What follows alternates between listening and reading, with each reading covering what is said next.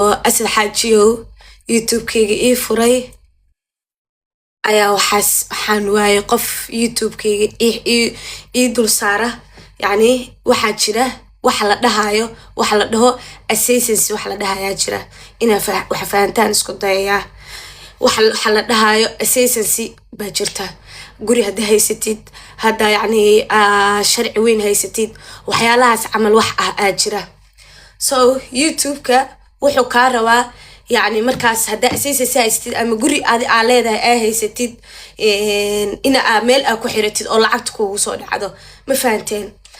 يوتيوب كأسلم كو يفري وحيتوب كيو حراواي وحدا هاي محاكو هاي طولة ورادي وهواي كدب نكان سحاف بوحوي ده هاي أنا كو حرايا واللي بأننا وحيتري سنس سحافها كو حرو هاي si sharafaysan oo meeshiisa igu xiray ma faateen guys marka waxa ogaataan qofka mar haduu youtube kaaga oo assassincy oo asaga ku saaray asaga ku dul saaray de kaligeena ma ahan qofka youtube ku dul saaray yani dadka Malaysia jooga oo dhan ayuu ugu xiran yahay ma fahanteen dadka Malaysia joogo dhan youtube kooda yani youtube kale ay dul saartaan sida lacagta ayaga ay u siiyaan ma garateen inta in ay la fahanteen rajaynaya yani qof kasta youtube uu dul saartaa soo lacagtaas oo uga helo oo yani ugu shaqeysto youtube kaas ani markaasna guri ma lahayn ninkaas youtube-kayga dul saartay maadaama lacag iiga bixinayana password-kayga ku aaminay gmail-kayga ku aaminay wax kasto ani youtube-kayga quseeya ku aaminay wax kasta isaga haayay saxaaf wax kasta haayay oo youtube-kayga ku saabsan ma garateen so marka guys wax kasto youtube-kayga ku saabsan ninkaas haayay lacagtaydana hoyiga soo saari jiray ma garateen waxyaalo badan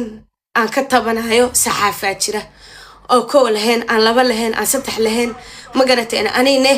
aan iskaga dulqaatay maadaama aan haysanin youtube-ka meel aan ku xirto ama meel aan saarto ma garateen maadaama asaga aan saartay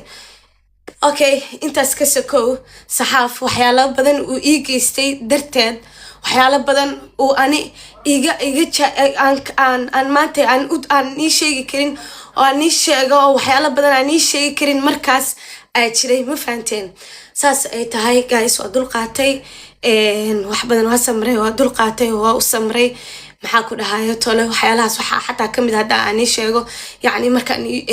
aan waxa kamid